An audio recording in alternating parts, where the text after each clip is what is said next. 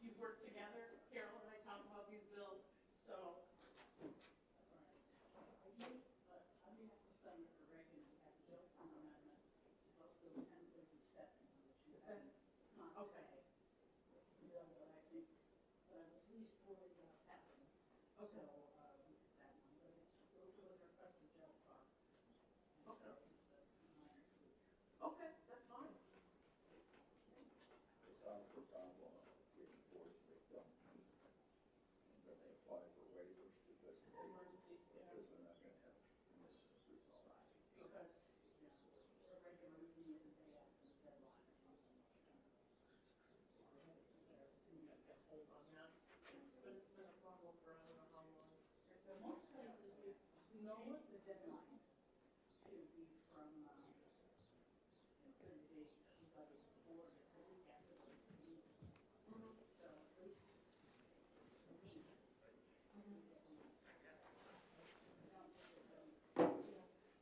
week. Do you have any bills left? Or No. are there all? Nope. No, we had only one section committee bill. Okay. They got that out with the last of first of the bills. Okay. I had 0 bills included. Yeah, because we got Except the income tax. we got all the bills that you folks did last week.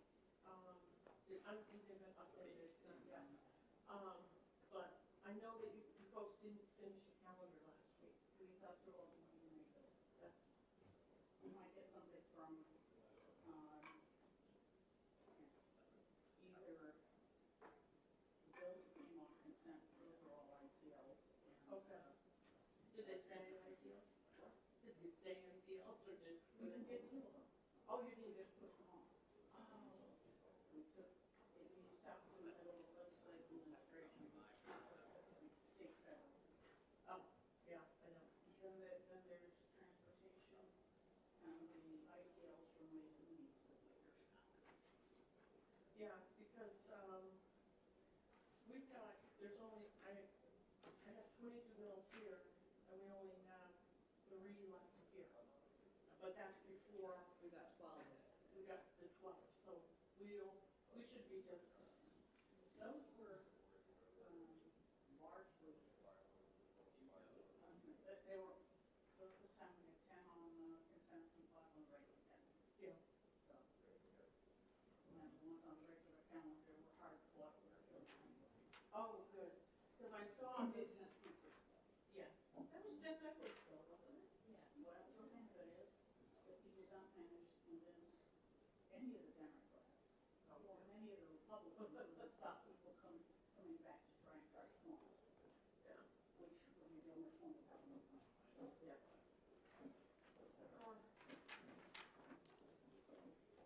Okay. Yeah, We're marching along. yeah, I don't want to be on education though.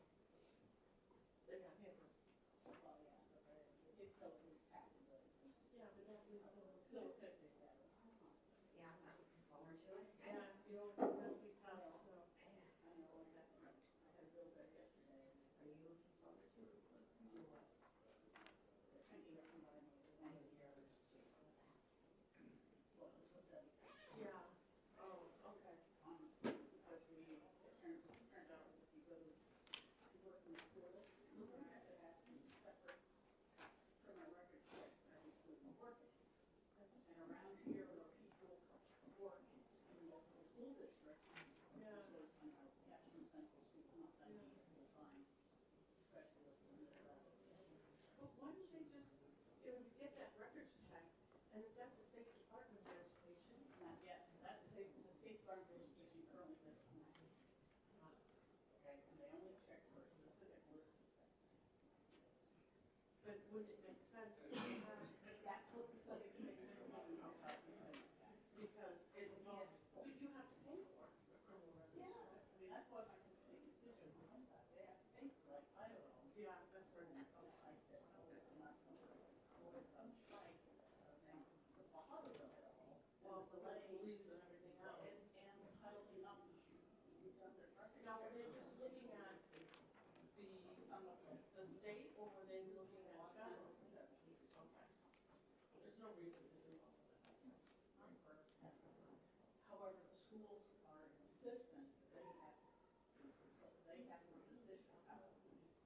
don't want somebody in the next town over to allow in somebody that they wouldn't allow in theirs.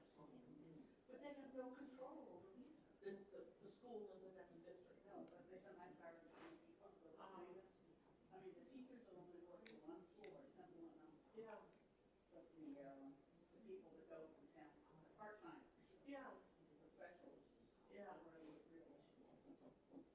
But finally, the DOT, the Department of Education does a centralized process for bus drivers and bus monitors.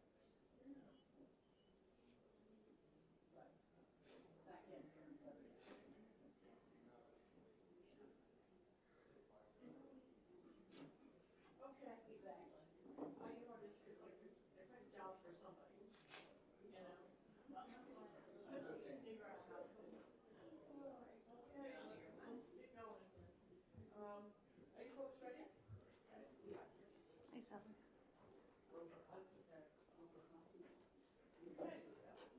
sorry.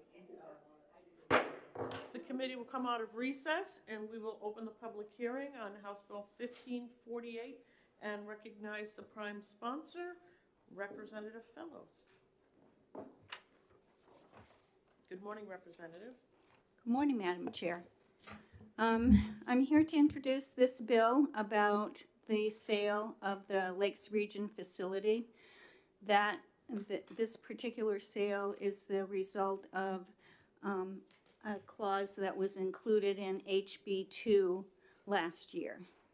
And I believe that when it was added into HB 2, it was not recognized that part of that property included a building that houses the 911 call center and Lakes Region Mutual Fire Aid. So when that came to light during the summer, I offered to introduce this piece of legislation to amend what's currently in statute. So the reason that it's important that an accommodation be made for these two entities is that, first of all, the location for these two entities has to be in a very specific location. Where they are right now, they have the building, which has both of those organizations in it, has a double connection to the internet. That's really important for the 911 call center, that if one link goes down, the other one's available. And the location also uses radio transmission particularly to connect with the 35 fire departments that are in that area, so that when there's a incident, they can coordinate the response. Because this is Laconia is a city, but most of the communities that are part of the Lakes Region Mutual Fire Aid are smaller towns, like Holderness, Plymouth, Campton, and there's 35 of them. So that cooperation between the fire departments is very important. And they use that connection, the radio connection, for that. So if that property were to be sold, it would be very difficult for them to find an alternative location and build a new facility. There's only rough estimates on what it would cost, but just building the building with the equipment was estimated like in the $7 to $8 million range. There is, I'm not an expert on this, but there is a piece of property across the road that is owned by the state, and that has that clear access to the radio tower, so that would be one alternative.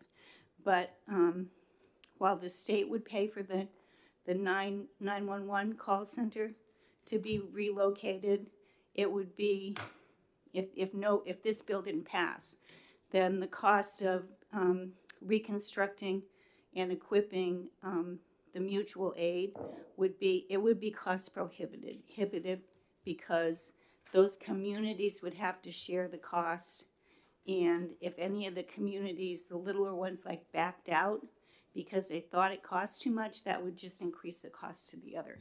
So that really would put in jeopardy that whole ability for them to cooperate for fire rescue. And this particular mutual aid has 35 communities in it. The whole state is covered by their own, I don't know how many other areas there are, but all the communities in the state are members of some kind of mutual aid. So that's why this is important. Thank you very much for your testimony, Representative. Senator Prentice has a question. Thank you, Senator Carson, and good morning. Thank you for joining us today. So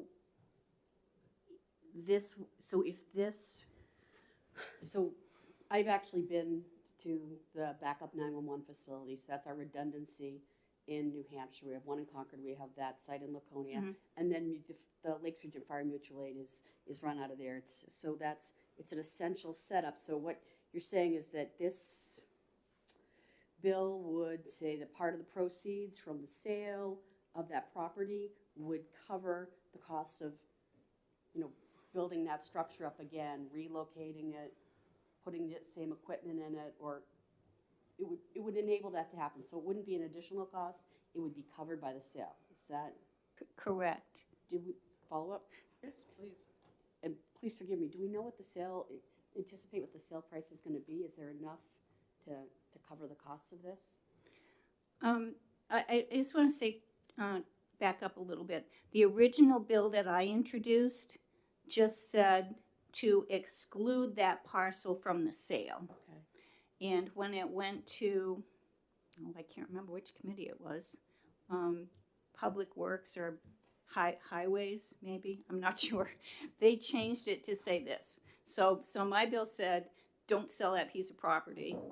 And they changed it to, if you sell that piece of property, then you have to use the proceeds from the sale to find them another property and equip that. Okay. So that was what was the other part of your question? I just was wondering about what what you just talked about in terms of like your first version of this, Right. That would have been preferable, certainly. But where we are right now, are the proceeds from the sale, will there be enough to? Oh, actually, that doesn't exclude what my original bill does. So if they exclude the property from the sale, then there's no cost. Okay. There's no cost to the state other than if they do sell the parcel of land, I assume that they would get some money for it. If they sold the whole property without excluding that, I assume that they would get more for the state the cost of it would be higher than if that parcel is excluded. And that's my assumption, but maybe that's not true. So it doesn't require them to build a new one. It just requires them to build the new facility if they don't exclude that piece of property. Okay. Thank you. Got it. Okay, I'm glad you do. I think I do. It's if they keep this, if they exclude that parcel and they sell everything else and it stays the same. But if they sell all of it, including that parcel, then proceeds from that sale would be used to relocate, right, wherever, even in that neighborhood, that particular setup. Yeah. So only if the state makes them move. Okay. Would it cost the state money to build a new facility? I was just, even though I don't still know what the proceeds would be, I'm just trying to get a sense of like if that entire sale were to happen, would it cover? Would there be enough money as anticipated to cover if they did have to move? So I have twice tried to find out what is the status of selling that property. And when I checked the end of December, what I had to do is I had to go to the executive council minutes and search for it. At that point, the state had not hired anybody to handle the sales transaction. So that's the plan. The first step of the plan to sell that property is to find a real estate broker to handle the sale. And that was in December, and they had not hired anyone to do that. I tried to check again with the executive council. Both times I sent emails and didn't get a response. I have not heard of any development of that, but I can't say for sure. I couldn't confirm it. So we're not, the sale is not imminent for sure. I mean, if I may, Yes. just a statement, it would be preferable that it would be much better if you could sell this property and exclude this particular setup, especially where they're located, and it would just keep everything status quo.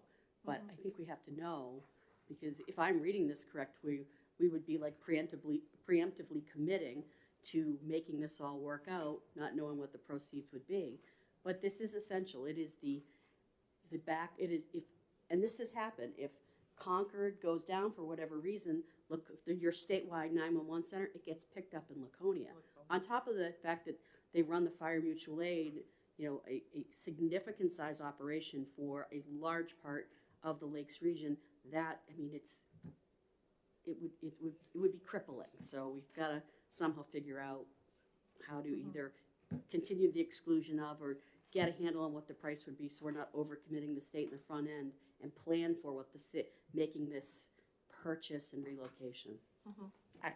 It seems like a little bit down in the weeds in someone else's like wheelhouse, but I just wanted to say that. Okay, I'm done. Thank you. Okay. Okay, I'm just sitting here, I'm going, wait a minute. We told them they could sell it. Oh, but now, by the way, we found, this other stuff is here. We need this other stuff. And I think the way that I'm looking at it, it operates on the word, if you look at it, it's amended by the House, if the sale. And it seems like it's been made overly complicated. I think it probably would be better to go back to the original language and say, you can't sell this. Because, this is a very important operation for the safety of the people of the state of New Hampshire. And you're going to have a transition time between, you got to sell it, and okay, this got sold, now we have to find another place, now we have to build it. This is a nightmare, sorry. And it would be better at this point just to exclude it. Senator Reagan? So we have to deal with the legislative questions and not how and who will sell the property and what will happen. These are all matters for other departments, other agencies. We just have to decide whatever the question is about the property. Yep. And we don't worry about hypothecating the revenue from the sale to the cost, and we don't do that. Yeah, I think that the reason they added this provision is that until you had a real estate agent and a potential buyer, it would be really hard to know how much that particular area is of value to them. I mean, they might say, we don't know who's going to buy it. We don't know what they plan to do with it. We don't know if it'll be residential or it could be, who knows, like a giant casino. It could be anything. Although I will tell you that the property does not actually have any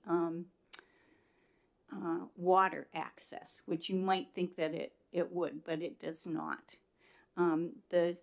If you look at the statute that's already in there, there's a part that's not going to change, and that says that the sale excludes the part that is Ahern Park, which is a state park. Yep. So that's the only place where there's any water access. So it has that exclusion already written in it. Okay. Are there any further questions, Senator Prentice? not a question, just a statement. All I'm trying to do is make sure that we don't commit ourselves to paying for something that we don't know what it's gonna cost, and we don't know what the proceeds of, and that is related to whether a sale actually took place. I just think it's our job as good financial stewards, that's all. Okay, Stewards. are there any further questions for Representative Fellows? Okay, seeing none, thank you very much, Representative. Oh, you're welcome. Are there any other members of the public who would like to speak to House Bill 1548? Representative McGuire? Yes, thank you, Madam Chair. I just want to mention that if we have a property that we're in the process of selling with one part of it that we actually are using for something that is owned, that the state is responsible for, it would be foolish to sell it without making arrangements for it, and that's what this bill attempts to do. You may wish to make different arrangements, but since the 911 center and the Fire Mutual Aid Center are already there, they're working, and they're necessary, it would be foolish to sell the ground out from underneath them without making plans for it. And that's all, regardless of whether it costs more or less. We have these existing facilities, and we can't just sell them for some reason. That's my opinion, and I hope you will do the right thing. Okay, thank you very much, Representative. Are there any other members of the public who would like to speak to HB 1548? Okay, seeing none, we'll close the public hearing. Okay. It's the commission that decided this. Yeah, I know, What did they say? I know, that's why we're not gonna exec this week. Oh.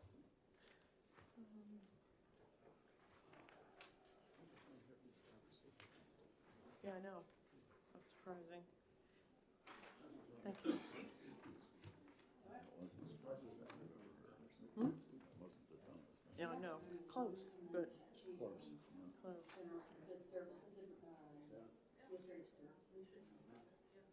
Yeah, we need to. Okay. Are you all set? Okay. Because this one's at 9:30, so I'll make sure it's 9:30. 9:33, all right. We're gonna go ahead and open House Bill 1446. I see Representative Schuett, the prime sponsor, isn't here, but Representative McGuire is, and I'm gonna ask Representative McGuire to come forward and introduce the bill. Thank you, Madam Chair, Senators. I'm Carol McGuire, representing Merrimack District 29. And House Bill 1446 is one of a series of bills requested by the Office of Professional Licensure and Certification to convert some of the smaller boards to advisory boards rather than fully regulatory boards. The reason that the OPLC requested this is that these boards have generally fewer members of the profession, and they have a great deal of trouble filling the board and having the board meet regularly, which, as we all know, causes problems. So this makes it an advisory board. House eDNA amended it to more explicitly identify the areas where OPLC has prime responsibility, like processing the applicants and giving to the board for technical review, administering disciplinary hearings, and a whole lot of other administrative things. We focused what the advisory board does on the technical and professional details, like the rules, like deciding to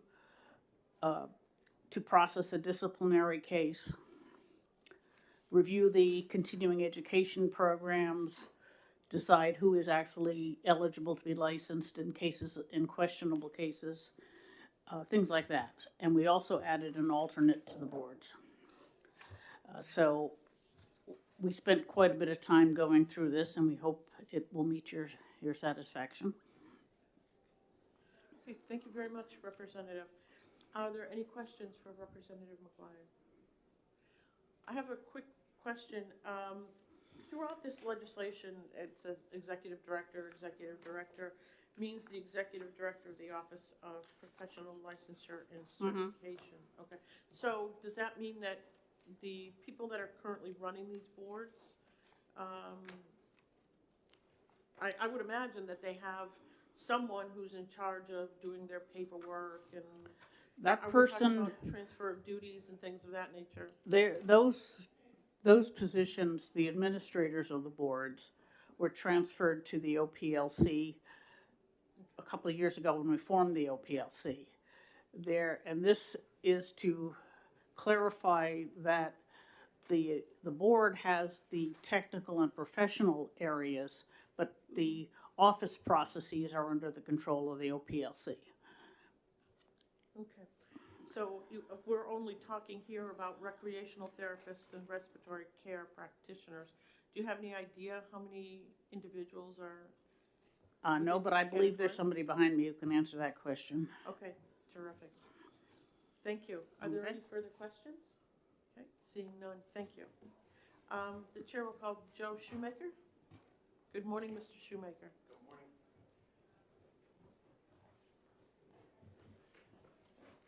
Good morning, Madam Chair, members of the committee. For the record, Joe Shoemaker. I'm the Director of the Division of Licensing and Board Administration for the OPLC. Here on behalf of Executive Director Courtney. I believe Executive Director Courtney has sent in a position statement to you. So I'm primarily here to answer questions. I think Representative McGuire did a great job opening and summarizing the reason for the bill. But it really comes down to three different things.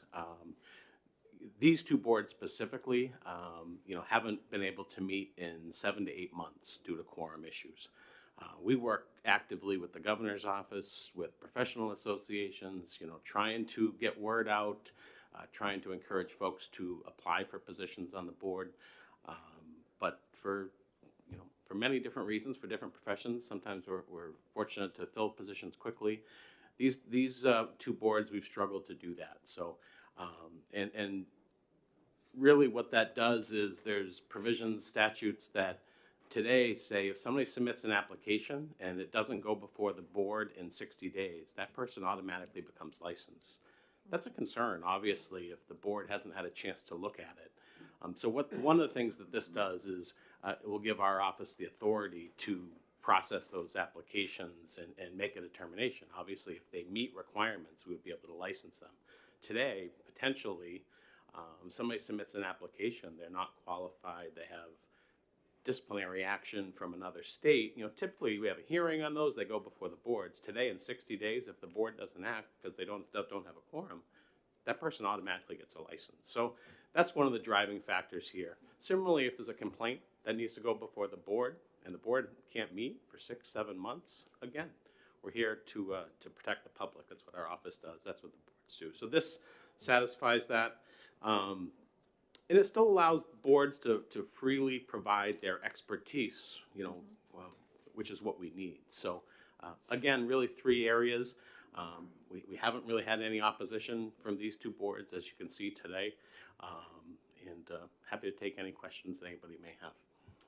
Thank you very much, Mr. Shoemaker. Are there any questions for Mr. Shoemaker? Okay, seeing none, thank you very much. Are there any other members of the public that would like to speak to House Bill 1446?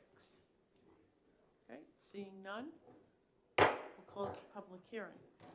We've got, Executive session. okay, we have a motion for executive session moved by Senator Reagan, seconded by Senator Kavanaugh. All in favor say aye. Aye. Opposed? Okay. We have in front of us House Bill 1446. Is there a motion? Okay, Senator Reagan Second. moves on to pass, seconded by Senator Ricciardi. Is there any discussion? Okay, seeing none, all in favor say aye. Aye. Any opposed? Okay. Who would like to? Move consent. Oh, that's right, sorry. Senator Reagan moves consent, Senator Kavanaugh seconds. Is there any discussion on the consent calendar motion? Mm-mm. Okay. Seeing none, all in favor say aye. Aye. Aye. Any opposed? Okay, who would like to do this one? Okay, Senator Prentice. Okay, all right. Madam Chair, I know you did exec one Yes. today. Yeah. I don't know if we can move to reconsider to get me on that, possibly put it on reconsider? We'll do that right now. Yeah, we can do that. Okay. Okay. So- Reconsideration on 16, House Bill 1680. Okay, we have a motion to reconsider on House Bill 1681. Is there a second? Seconded by Senator Kavanaugh. Is there any discussion? Seeing none, all in favor say aye. Aye. Any opposed? Let's see, okay. Okay, we have, as amended. Okay, so we have a motion to pass as amended. Is there any discussion? Just so you know, Senator, we amended the effective date because other legislation that we had come through, we had amended it from 60 days to upon passage.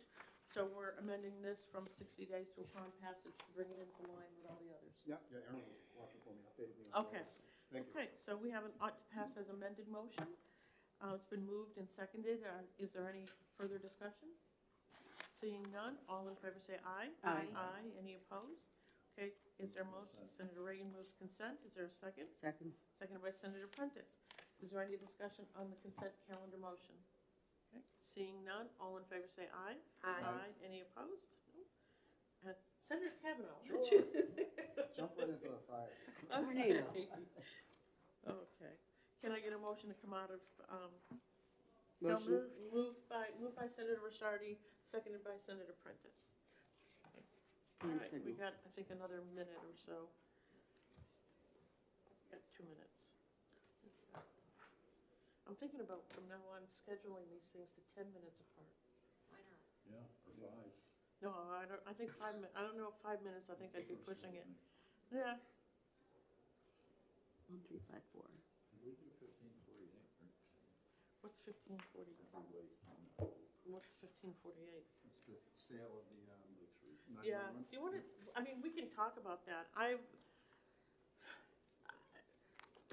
like to know what that commission had decided. Yeah, but it is a fiscal bill, so it might go to finance.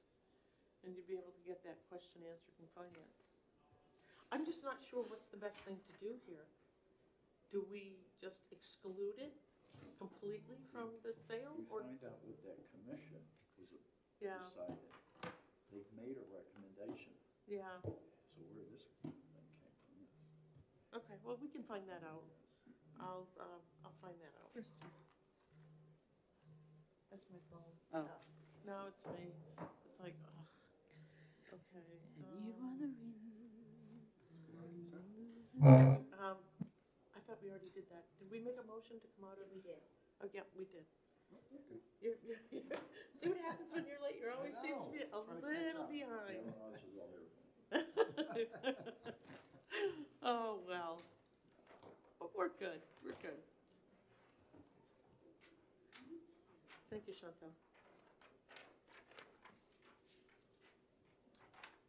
Okay, so we got that one done.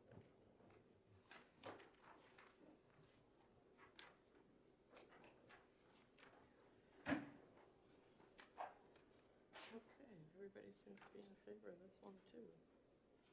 Okay.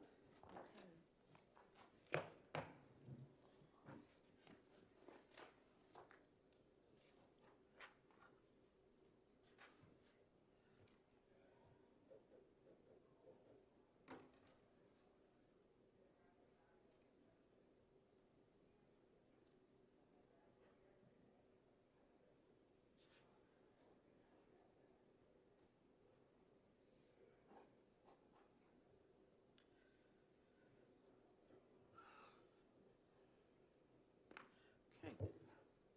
You ready, Chantal? I'm going to go ahead and open the public hearing on House Bill 1354. Representative Acton, who's the prime sponsor of the bill, is not available, and Representative McGuire is here to open the bill for us. Thank you, Representative. Thank you, Madam Chair, members of the committee. Carol McGuire, Merrimack 29. This bill, as amended, passed the committee and the House on consent, so it was very straightforward. The primary purpose is to allow a real estate licensee who goes on inactive status, which they do fairly often, to continue to receive compensation for work done while the license was active. This doesn't really apply much to residential issues, but a lot of commercial real estate transactions have further commissions that are paid when the lease is renewed or every year for some number of years or whatever. And right now, the statute on real estate licensing forbids a inactive licensee from receiving that compensation, even though all the work was done while they were licensed and the contract was signed while they were in inactive status. So this simply says they can continue to receive compensation for previous work as determined by their broker or whatever. They can't do any other work while they are inactive. The second part deals with a little, when we changed some reciprocity, we basically changed the title to be recognition of a license in another state, with the addition, of course, of the New Hampshire real estate legal section, because our real estate laws are unique. And so this just changes the word reciprocity to recognition in a couple of places. And I will try to answer any questions you may have. Thank you very much, Representative. Are there any questions? Senator Kavanaugh. I just have a question. You did say potentially, so you're talking real estate agents for residential, potentially could be a part of this? For whom? A residential real estate agent? Well, they could be, but it's very, very unusual that they would have a deferred compensation. Okay. I just want to declare a potential conflict. My wife's a real estate agent, just to put it out there. I do want to participate. Yeah. Just to put that out. It's fairly common in commercial real estate transactions, I understand, but I would imagine that if someone's doing residential, I mean, you get the commission when it's sold, and that's it. I just want to cover myself, that's all. Nope. Yeah. It's fine. I appreciate your scruples. Okay. Are there any other questions for Representative McGuire? Seeing none, thank you very much, Representative. The chair will call Joe Shoemaker.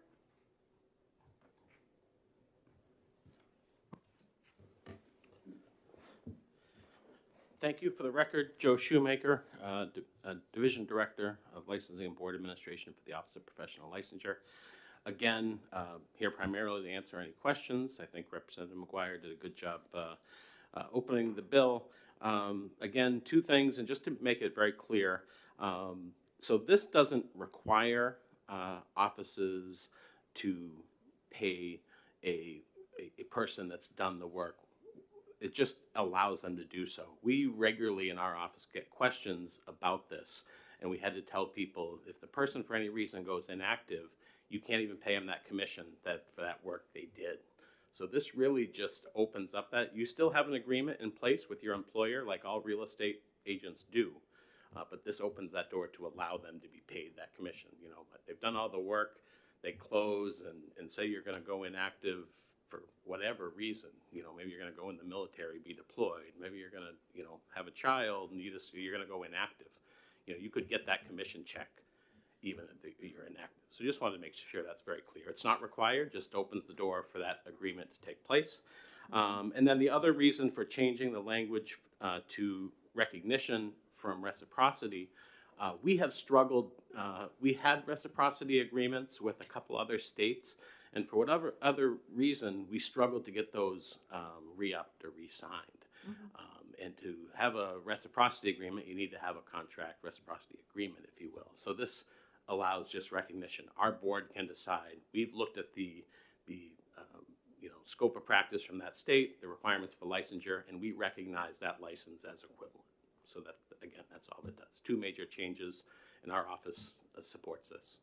Okay, thank you very much. Happy to take any questions. Thank you very much for your testimony. Are there any questions from the committee? Seeing none, thank you very much. The chair will call Sarah Hollowell.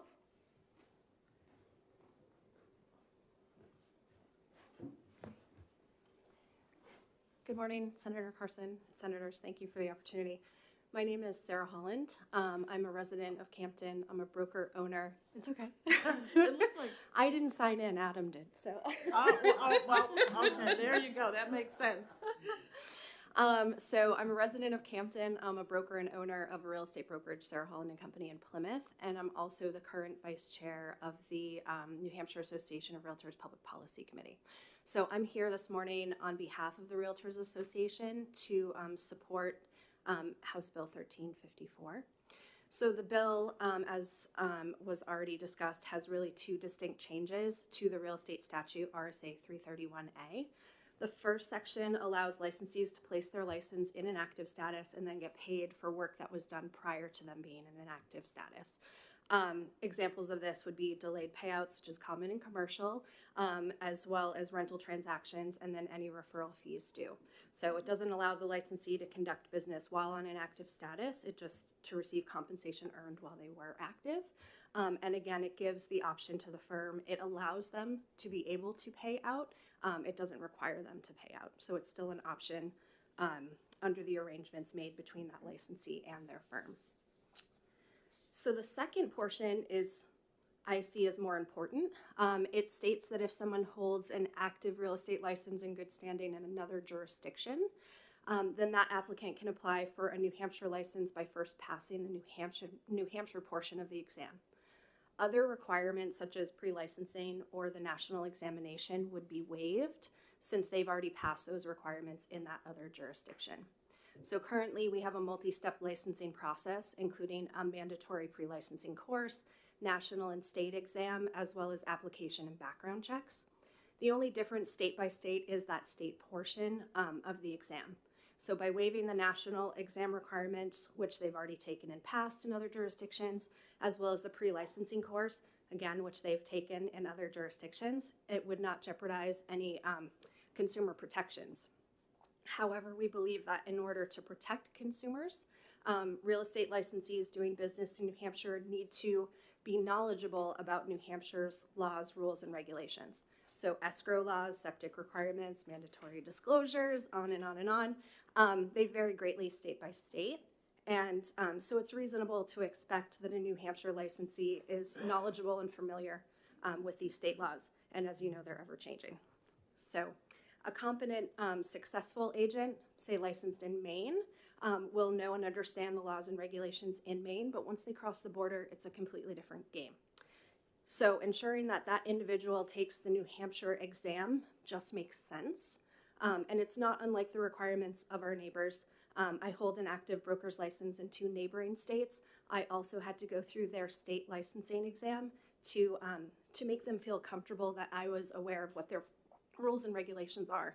And going through that process, I would not have felt comfortable representing clients in those other states without going through that process. So I think it's very important that we do that.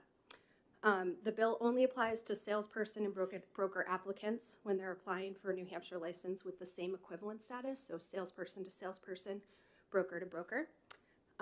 So the New Hampshire Realtors feel that HB 1354 is an appropriate way to protect consumers while ensuring access to the real estate professions for licensees from other states.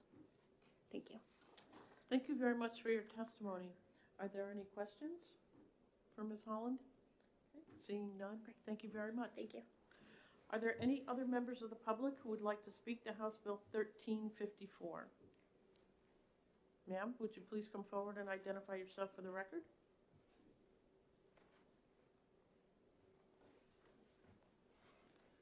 Hi, my name is Ann Flanagan.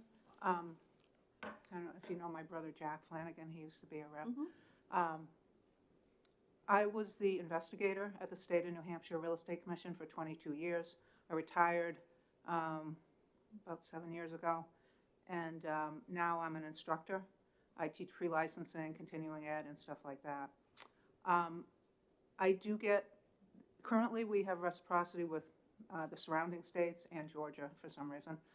And I do get people attending my my classes for the state part only, you know, so that they can pass the state part of the exam and know what they're doing when they get up here. I totally support this. I don't see why it should be different if you had a license in Wisconsin versus Massachusetts versus, you know, anywhere. Pass the New Hampshire state part of the exam and, you know, get a New Hampshire license. There, you know, there may be some rules to accompany this to require some level of education, but that's yet to be seen, I'm sure. But most of the people I deal with who want to get their New Hampshire license that are already licensed in one of the surrounding states, they do want to get education and pass the exam and know what they're doing when they get here. So I think this is a good thing just to open it up to all the states. Okay, thank you very, very much, Ms. Flanagan. Are there any questions? Okay. Sorry. Nope. Okay. There are no questions. Thank you very much. Are there any other members of the public who would like to speak? Sir, please come forward and identify yourself for the record. Hi, my name is Dennis Acton from Fremont State Representative and the sponsor of the bill. I'm sorry, I was chatting with Ann out in the hallway, won't miss the first minute, but certainly Representative McGuire did a wonderful job, and I'm lucky enough in this bill to be surrounded by subject matter experts who seem to have answered all the questions. So I just wanted to check in and see if there's anything that you wanted to ask of me. If not, we can carry on, I think. Thank you very much, Representative. Are there any questions for Representative Acton?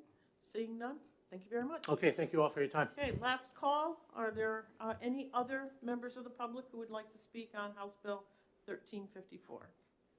Okay, seeing none, we'll close the public hearing. We got 3 minutes. Okay, Senator Kavanaugh moves executive session, seconded by Senator Prentice. Okay, we have in front of us House Bill 1354.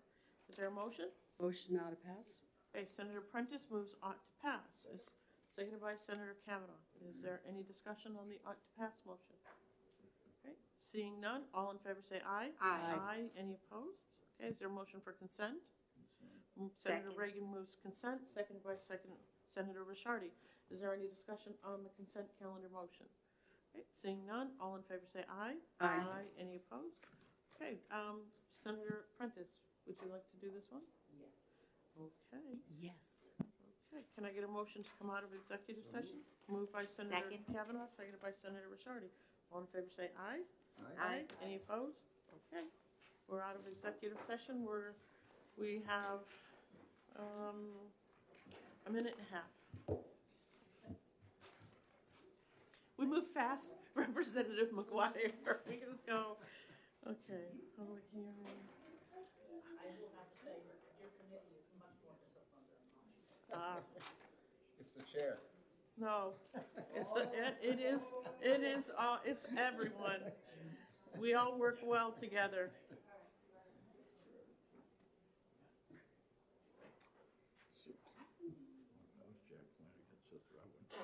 Yeah, oh Jesus. Okay, let's pass.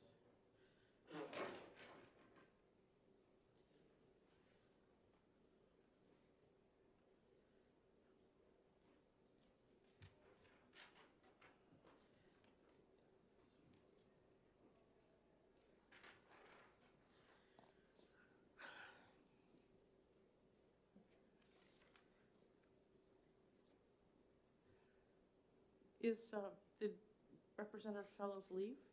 Yes, she said I could handle this one. You can handle this one. Yeah, make it go quicker, I think.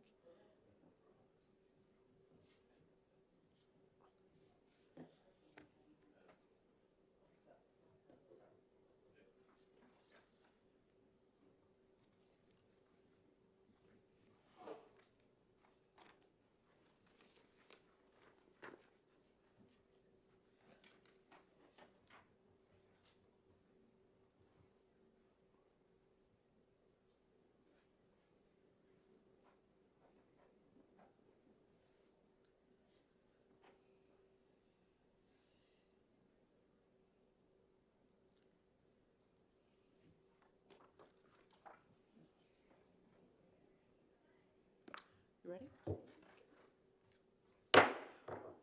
The committee, we're gonna go ahead and open House Bill 1059. Representative Fellows, the prime sponsor, is not available, so Representative McGuire will open the bill for us. Thank you very much, Representative. Thank you for having me. Carol McGuire, Merrimack District 29. And House Bill 1059 clarifies an omission that we found out when we were putting deadlines on the boards. Current statute says that if a person applies for a license and the board does not meet within the deadline, which I think is 60 days, the executive director shall issue the license. Well, this is great if it's somebody that's, they just, that is otherwise worthy, but the director found that there were some licenses where people who were blatantly not qualified, that is, they were not meeting the statutory requirements for education, say, were applying for a license, the board didn't meet, and therefore they were getting such licenses because there was no way for the executive director to refuse it. This simply says that the executive director shall look at the license application and only approve it if the obvious requirements are met. I mean, right now, the law is such that if the Board of Medicine meeting got snowed out, I could apply, pay the fee, and get a license as a physician. Okay, which probably would not be the best for anybody, but it could happen. The Board of Medicine does meet regularly, but many, as you've heard, many of the smaller boards don't. I believe the audiologists were particularly notorious for getting lots of people in that didn't meet the requirement, but that's hearsay, and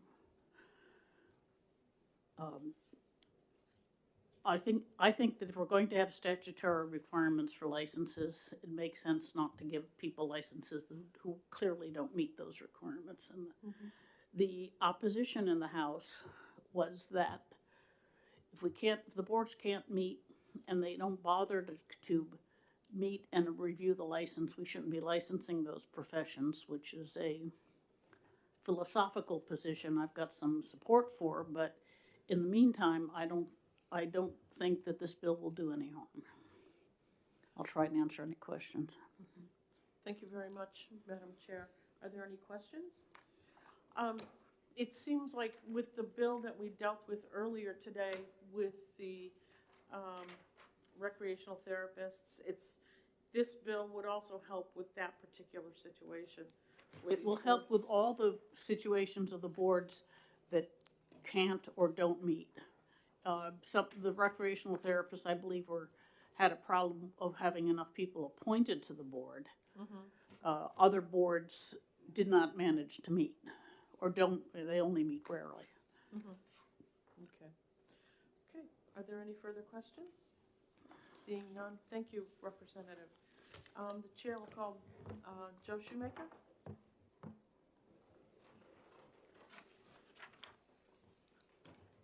Good morning again, Mr. Shoemaker. Thank you. For the record, Joe Shoemaker, Division of Licensing and Board Administration Director at the Office of Professional Licensure. Again, I believe Executive Director Courtney has submitted to the committee something for the record in support of the bill, so primarily here answering any questions. Representative McGuire did a great job introducing the bill, but again, I'll give you a scenario. It's not just the smaller boards. We have boards that only meet 6 times a year by statute, or only have to meet quarterly. Again, when this bill passed last session or the session before, having the 60-day window, it was, again, I don't think it was an unintended consequence. If a board cancels a meeting, so we have deadlines, about 10 days before a meeting where everything has to be in. So if somebody submits something 7 days before a meeting, it doesn't make that meeting agenda. If that second meeting 30 days later is canceled for any reason, we now have a problem where this application doesn't go before that board in 60 days. So this really closes that loophole. We try to do everything we can to make sure applications get to boards. We work with boards, even if it misses that 7-day window, we'll talk to the chair and they'll put it on the agenda late. But again, this closes that loophole to, this applicant that's clearly not qualified, and it's not going to make it to the board in 60 days. So that's really all this does. Okay, thank you very much for your testimony. Are there any questions from the committee? Seeing none, thank you. Thank you. Okay, are there any other members of the public that would like to speak to House Bill 1059? Seeing none, We'll close the public hearing. Can I get a, Senator Reagan moves executive session, seconded by Senator Kavanaugh. Senator, okay. Yeah. Is there a motion? Okay, Senator Reagan Seconded. moves on to pass, seconded by Senator Prentice. Is there any discussion on the ought to pass motion? Okay, seeing none, all in favor say aye. Aye. Any opposed? Okay, is there a motion for the consent calendar? Senator Reagan moves consent, seconded by Senator Kavanaugh. Is there any discussion on the consent calendar motion? Okay, seeing none, all in favor say aye. Aye. Aye, any opposed? Okay. Senator Ricciardi, would you like to do this one? Yes. Okay. Okay. Can I get a motion to come out of executive session? Moved by Senator Kavanaugh, seconded by Senator Reagan. Okay, we're doing good. We've got 3 minutes.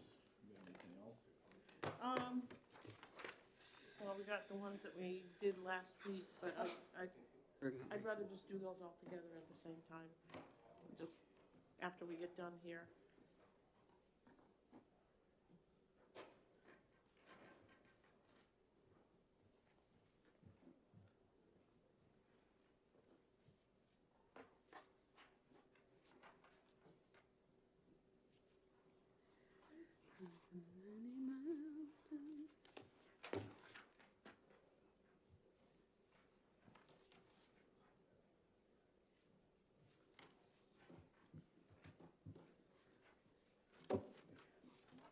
Was it 12 bills that we got, Chantal? So we have 1, 2, 3 bills left to hear. One is a CACR. Another deals with the governor's emergency powers, and well, the other 2 deal with the governor's emergency powers. The new ones coming up? And we have 12 new ones. And I've been assured by Representative McGuire, all their bills are gone. So we have 15 bills left. Wow, after today? After today, to hear. So if we might be done in 2 weeks, depending on, how the hearings go. And we'll be done with all our bills. Wow. Yeah, I know. It's like, whew. So, yeah, just to get everybody updated on that. So, okay, and then we just wait for the for the community conference. Oh, yeah, that'll be great. Yeah, May, right? yeah, it would be good if we can get them done early. Great. Next month. So, we'll see how it goes, but, yeah, I think having all that extra time in January, Yeah. it helped a lot. So, and we might get asked, if we finish early, we might be asked for public hearings for the other bills that might affect education or something. I don't know. It's an idea. Because if you guys get too overwhelmed. So. Is there an amendment for, Which is, I proposed that I want people to talk with everybody about that website. You should have gotten on your desk, I had some research done, outside research. Chantal put it on your desk. Here.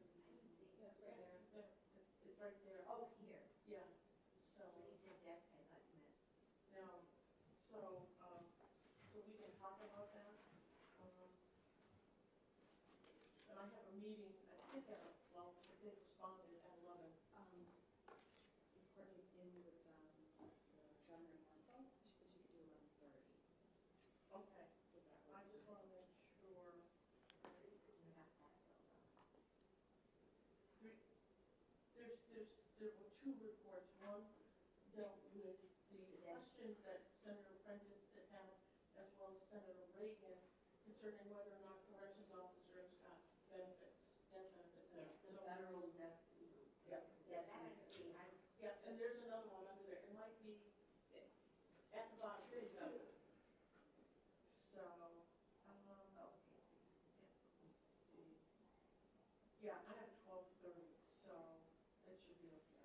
Because I want to get all that clarified, because I know that all of us have gotten a lot of email on this particular issue, about requiring the doctors, if they're out of state, would tell them. They want reciprocity where, Yeah, so there were a lot of questions about it, so, I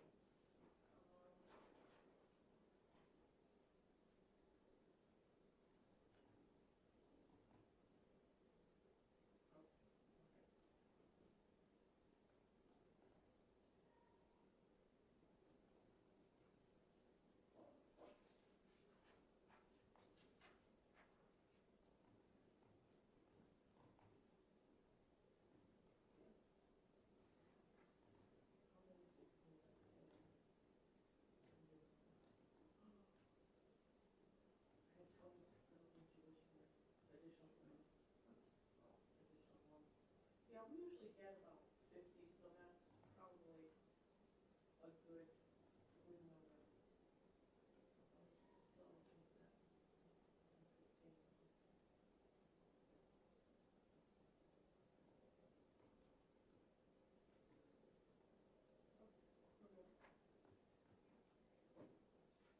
So from now on, I'm going to schedule everything.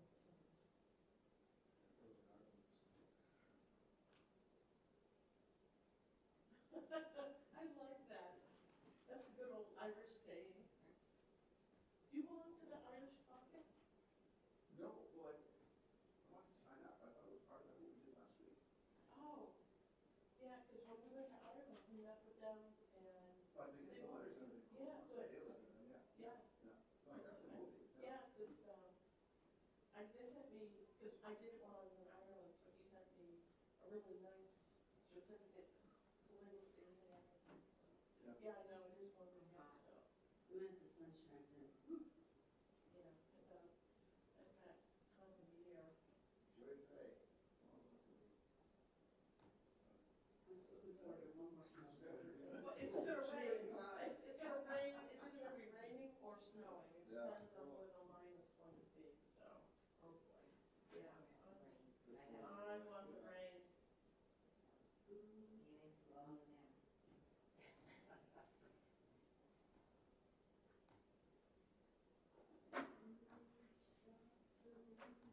No, we need the rain.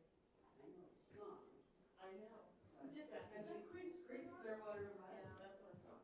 but mud season in the northern part of the state in Vermont is so horrible. I know, but we're gonna go from mud season to fake spring, black fly season, then a little bit of spring, and then summer. Yeah. Yeah, I know, we gotta have mud season. Huh? You don't have black flies? Oh, wow. We do. It's in the back, we have all conservation here, we always have, people work. One of the advantages of having green space near your house is the blackness. No, Beaver Brook. It runs, behind my house, and it's all conservation.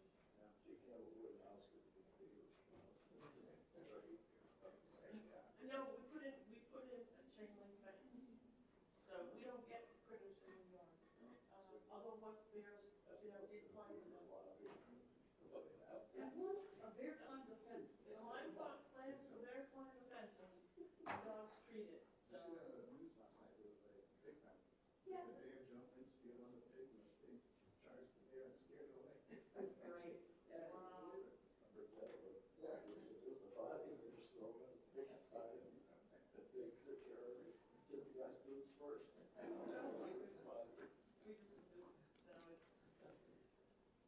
Okay, it's 10:15, okay. Committee will come out of recess, and we're gonna open our last bill of the day, House Bill 1581, and recognize Representative Beresny. Yep. Close? Lex Bereshny, Okay. represent, To open the bill. representing Grafton, District 9. Thank you for the opportunity to introduce HB 1581 relative to the use of open source software by state agencies. This bipartisan bill aims to reinstate the requirement that state agencies consider open source when acquiring software. So what is open source software? Open source software is analogous to a vehicle manufacturer providing repair manuals and schematics for the inner workings of their vehicle. Such information allows the owner of the vehicle to make any repairs or modifications as necessary, but even more importantly, it allows them to shop around for a mechanic, knowing that the mechanic will have the information they need to make the repair on the vehicle. Closed source or proprietary software, on the other hand, is analogous to a vehicle manufacturer who does not provide repair manuals and instead only allows you to bring the vehicle to their proprietary repair shop. This kind of vendor lock-in with proprietary software can lead to higher prices as the vendor no longer needs to compete, limited interoperability with other software, especially with competitors' products, and expensive or unavailable customization. In 2012, considering the same issues with proprietary software, the legislature passed this exact bill, HB 418, adding a requirement that agencies consider open source software when it can be a cost-effective alternative. Unfortunately, 6 years later, an omnibus IT restructuring bill, HB 1622, relative to organization of the Department of Information Technology, removed this requirement. The committee report at the time also stated nothing about this change and exclusively focused on the personal hierarchy of the new IT department. Open source gives our government more agency to manage its software future, saves tax dollars over the long run, and maximizes transparency and access to government. The federal government provides support to agencies considering open source software via code.org web portal. Please vote ought to pass on this bipartisan legislation. Thank you for your consideration. Thank you very much for your testimony, Representative. Are there any questions for the representative? Senator Reagan. Thank you for the definition of open source software. Okay. Are there any further questions? Okay. The bill that you had mentioned, I remember when it came through the committee a few years ago, and it was a statutory requirement that they do that, and I can't remember. His first name was Seth, and I can't remember what his last name was. So I don't know how the department could. Okay, Representative. Okay, so we'll hear from that. So Great. Thank you very much. Thank you very much, Representative. Representative McGuire is next. Yes.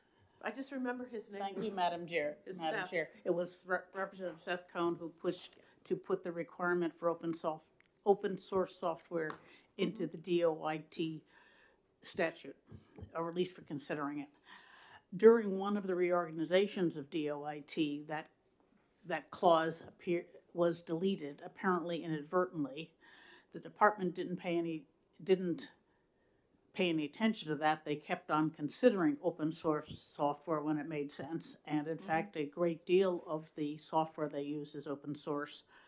So Representative Brezhny's bill simply restores that position that they have to consider it, and which makes sense because it's frequently the best option, and they seriously do consider open source software when they're making decisions. The Department of Information Technology was strongly in favor of this bill. Okay, thank you for your testimony, Representative. Are there any further questions, comments? Okay. Seeing none, all in favor say aye. Excuse me. What am I doing? I'm like Jumping a few I'm just steps like on there, autopilot. Senator. Thank you very much, Representative. It's like, nope, just on autopilot, moving along. Okay. Are there any other members of the public who would like to speak to House Bill 1581? Okay. Seeing none, I'm going to go ahead and close the public hearing. I just stopped and think for a second. All that discipline you threw out the window. Yeah, I know. No, the discipline's still there. It's just, sometimes your mind just is going ahead. So, can I get a motion to go into executive session? So moved.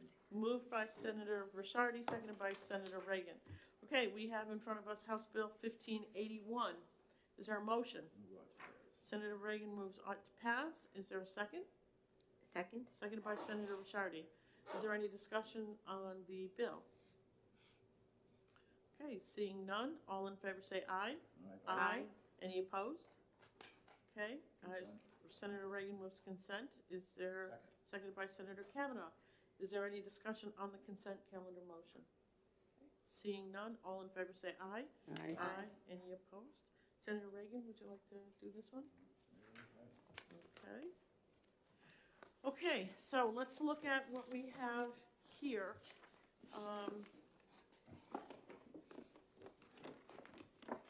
To exec.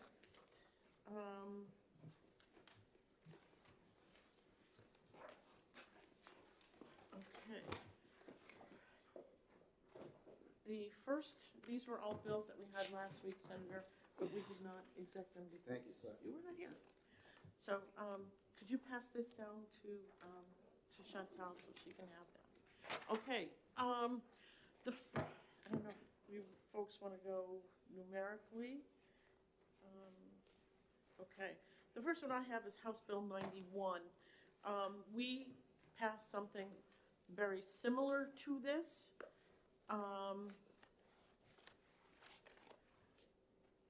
From this committee was a Senate bill to the House. We amended the Senate bill to include corrections officers. Yep. And this bill, from what I understand, does not include any discussion concerning the corrections officers. And I had received some communication from Representative Abbas, who's the prime sponsor of the bill, and I'm looking for the bill here, just want to make sure. Yeah, this one, okay, it was as introduced. I want to make sure that I get to the amended copy. It's in here someplace. Yeah, they had asked, the Department of Corrections had asked us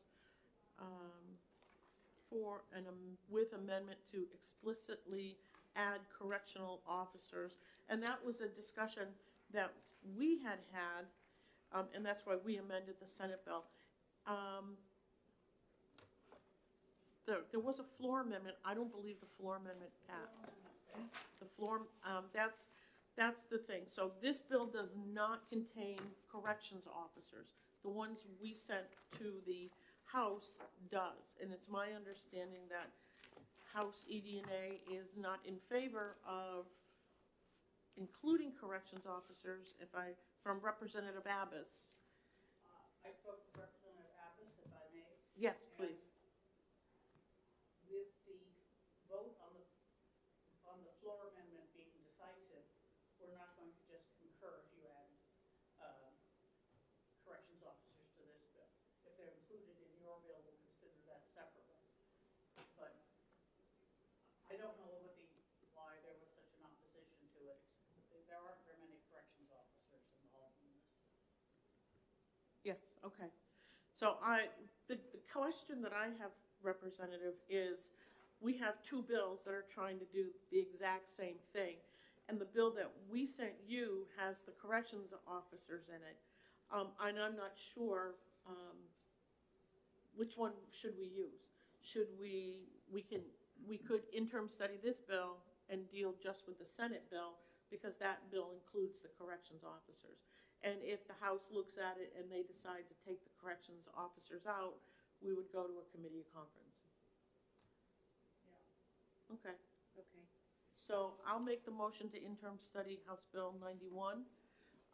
And hopefully we can maybe discuss laying this on the table, and we can have it in case something goes south, that we would have something that we would be able to vote on.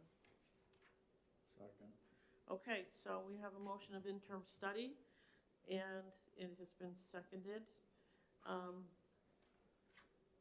Discussion. I Does everyone- agree. I mean, there's two bills. They're almost identical except for this one part. Right. It sounds like on the House side, if we made that change, they're not going to concur. We're not going to support it in this bill because it was specifically voted down as Okay. a floor amendment. But if it If came it comes to us in the Senate bill, we'll Yeah. consider the whole package. then that's the path. That's the path. Okay. So that's why, Thank you. but again, having this, interim studying it, putting it on the table, and I can ask to put it on the table. Yeah. It will be there. If something happens with the Senate bill in the House, we'll have something that. We have a few bills like that ourselves. Yeah. Right. So, okay, so we have a motion of interim study. Is there any further discussion on the interim study motion? Okay, seeing none, all in favor say aye. Aye. Aye, any Aye. opposed? Okay, Senator, Yep, because we're tabling it. yeah, well, I have to make sure I can do that, so if we put it on the consent calendar, we can always take it off. Okay, so we have a consent calendar, motion. It's been moved by Senator Reagan, seconded by Senator Kavanaugh. Is there any discussion on the consent calendar motion? Okay, seeing none, all in favor say aye. Aye. Okay, any opposed? And I will do this one, because that way I'll make sure to make sure we pull it. Okay. Next we have House Bill 536, an act relative to death benefits for public works employees killed in the line of duty and relative to workers' compensation offsets for certain retirement system benefits. Okay. I just have papers everywhere. 536. We had no opposition to this bill, and Mr. Carlin from the retirement system says it brings parity to the offsets. So Senator Reagan moves on to pass, seconded by Senator Kavanaugh. Is there any motion? Is there any discussion on the ought to pass motion? Okay. Seeing none, all in favor say aye. Aye. Any opposed? Okay. Is there? Senator Reagan moves consent. Second. Okay, seconded by Senator Prentice. Is there any discussion on the consent calendar motion? Seeing none, all in favor say aye. Aye. Any opposed? Okay. Senator Reagan, would you like to do this one? Okay. Next we have House Bill 1030, an act relative to licensure by alternate experience for licensed nursing personnel.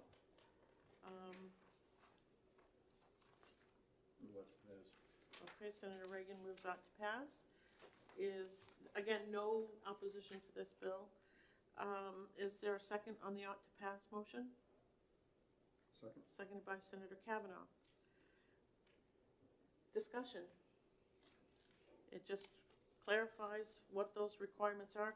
We had this last year, and it had only included, I believe, the Army and the Navy. And we had said, wait a minute, we've got Marines, we've got Coast Guard, pardon?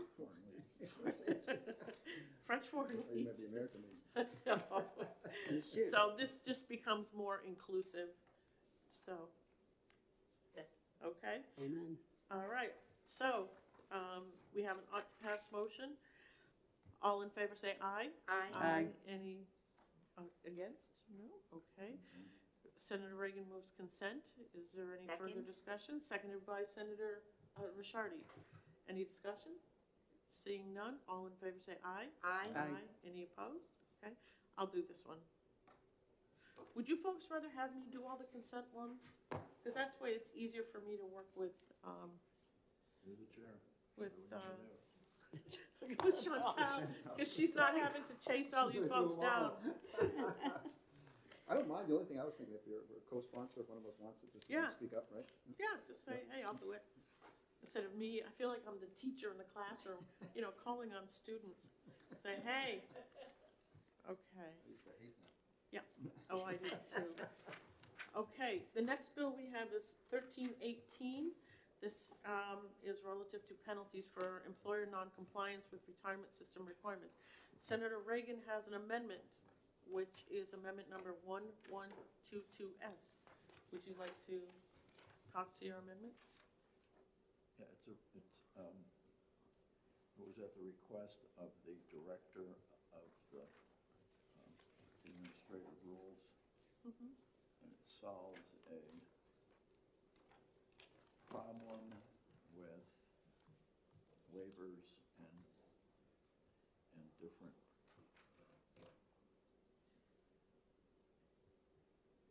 agencies when they request waivers and such. Okay, but Want to add anything? there's also an issue in the bill that we received, the original bill. It adds a penalty of $25 a day for non-compliance. The amendment brings it up to $200 a day for employer non-compliance. Yeah, that's mine too. It's like, Depends on how big a town it is, whether $200 is significant. yeah, I think though, the message is you want people in compliance, and $25 a day is, I mean, you have a city, big city like Manchester, $25 a day is not a big deal. Well, we are in compliance. But I know you're in compliance, Senator, that's why I picked Manchester. So for me, really, it is whether or not it should be 25 or 200. That's the issue. I personally, I would prefer the higher number, because I think if people saw that, they're more inclined to be compliant. It's a deterrent. It's a deterrent. Yeah. And it causes harm to the employee Right, by not having this thing done. right. So that's the purpose of this. Mhm. So, we have amendment 1122S. Is there a motion on the amendment? Not to pass. Okay, Senator Reagan moves on to pass. Is there a second? Second? Seconded by Senator Ricciardi. Okay, any further discussion on the amendment? Okay, seeing none, all in favor say aye. Aye. Aye. Any opposed? Okay, is there a motion for the consent calendar? It's not- Senator Reagan moves it's consent. not- Oh, that's right. I'm just, okay, it's Wednesday. It's Wednesday. Okay, is there a motion on the bill as amended? We have the other amendment. We just did the amendment. So ought to pass as amended? Yeah, so the motion should be on to pass as amended? Yeah. Okay. So I thought we were attaching the other amendment. What other amendment? All I have is this one from you, which is 1122S. Is there another one? Oh, we don't have it now. Oh, it isn't, okay.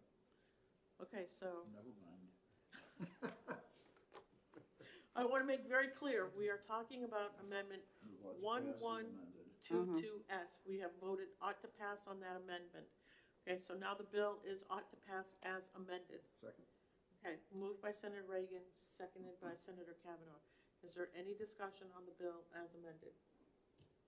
Okay, seeing none, all in favor say aye. Aye. Aye. Aye. Any opposed? Okay, is there a motion for the consent calendar? So moved. Moved by Second. Senator Reagan, seconded by Senator Ricciardi. Is there any discussion on the ought to pass as amended motion? Okay, seeing none, all in favor say aye. Aye. Aye. Any opposed? Okay, and Chantal, I'll do this. Okay. Next, we have House Bill 1319, an act relative to granting certain corrections personnel death benefits if killed in the line of duty. A separate bill dealing with corrections officers. And I think we find ourselves in the same position that we found ourselves in on House Bill 91. We sent a Senate bill over that included corrections officers in the death benefits portion. And so what I'd like to do is to interim study this bill and have it go the same way. So that way, if anything should happen with the Senate bill in the House, we will have this bill that we can pull off the table and hopefully pass. Okay, so I would like to make the motion of interim study. Is there a second? Second? Seconded by Senator Ricciardi. Is there any discussion on the interim study motion? Okay, seeing none, all in favor say aye. Aye. Aye. Any opposed? Okay, is there a motion for the consent calendar? Senator Reagan moves Second. consent, seconded by Senator Kavanaugh. Is there any discussion on the consent calendar motion? Okay, seeing none, all in favor say aye. Aye. Any opposed? Okay, Chantal, I'll do this one too. Okay, last we have House Bill 1497, an act relative to optional allowances in the retirement system. Okay. There was no opposition to this bill.